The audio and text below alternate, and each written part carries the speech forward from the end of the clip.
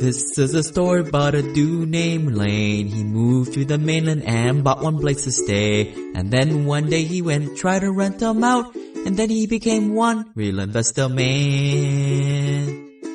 Hey guys, it's Lane here with the Simple Passive Cash Flow Podcast. The first podcast made by investors, for investors, to not sell anything. It's a short one today. We have a listener question, and that question is, why would I not just buy one $100,000 property that rents for $1,000 a month rather than mortgage properties? I hear you say all the time that you don't suspect that be any appreciation or very little. So why would I not pay in cash and eliminate all the risks? To answer this question, first I want to say I'm not a lawyer, but you gotta view another way of risk here. The risk that we don't think about is having the equity tied up in your property. If there was ever a lawsuit, you can bet that you're a bigger target if you have a bunch of equity in the property. If you have prudently leveraged your investment, it's going to be a smaller target to go after. So that's one thing to think of. Another thing is a lot of experienced investors and non-experienced investors use large sums of cash to obtain properties at great discounts, like 70 to 80 cents on the dollar. Paying cash obviously commands a lot of respect from the seller, as the buyer looks very serious, and typically they can kind of strong arm the other investors or buyers looking to purchase the property. I'm going to try my best to go over these numbers with you, but it's pretty hard in this audio format. So go to simplepassivecashflow.com and check out my article on the hidden returns of real estate. In the first scenario, you'd use all cash. So let's say you buy a property that's $100,000. And your money in the deal, because you paid cash, is about $75,000. Now, assume that you have an annual cash flow of $12,000, assuming the 1% rule. Your cash on cash return would be that $12,000 divided by $75,000, which was the money in the deal. So 12 divided by 75, that's 16%. So remember 16%. Scenario B is the typical 20% down deal using the Fannie Mae loan, which I recommend on your first 10 deals. Using the market value of $100,000, that's your purchase price too, because you're using financing and you're not going to get that deal right off the top. Even if you're purchasing the property at market value, you got 20% money in the deal, and let's just say you have an extra $3,000 for closing costs on top of that.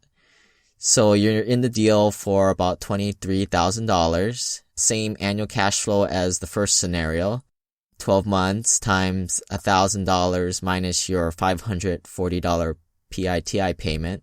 Assuming the 1% rule, your annual cash flow is $55,000 approximately.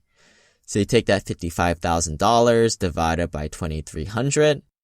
This is your cash return, and that's 24%. So 24% compared to 16% in the first scenario of the all cash. Obviously 24 is greater than 16% by using the leverage in the conventional financing. Conclusion here is, under these circumstances, purchasing all cash would yield about 8% less in returns on your principal investment. While the cash on cash return will vary between properties, remember this is just one of the 4 or 5 ways you're making money on this investment. Do the math for yourself. I know a lot of other investors always kind of mention, I don't want to take on additional debt, or I don't want to get more interest rates or paying more interest. That's kind of more of a beginner's way of looking at the whole situation. Sophisticated investors don't look at interest rate or amount of debt they have, but they look at the cash flow and the amount of net worth that they're accumulating. That might sound a little irresponsible, but just think about it and kind of challenge your dogma way of thinking. It took me a while to get over that Dave Ramsey or Susie Orman way of thinking, and to start thinking like how a bank or a business goes about what they do. If you're a manufacturing plant creating X amount of profit, they go into debt to get a bigger factory so they can produce 2X profit. But as I always say, do your own thinking for yourself and come to your own conclusions. Leave you guys here with the simple passive cash flow get or done action plan, which is to look for the lazy money in your home or in your investments. Look for anything that's not making at least a 10% return and consider putting it into real estate. I'm going to leave you guys with a pretty controversial quote, and that is, diversification is for idiots. All right, see you guys next time. Bye. This website offers very general information concerning real estate for investment purposes. Every investor situation is unique. Always seek the services of licensed third-party appraisers and inspectors to verify the value and condition of any property you intend to purchase. Use the services of professional title and escrow companies and licensed tax, investment, and/or legal advisor before relying on any information contained herein. Information is not guaranteed, as in every investment there is risk. The content found here is just my opinion, and things change, and I reserve the right to change my mind. Above all else, do your own analysis and think for yourself, because in the end, you are the only person who is going to look out for your best interests.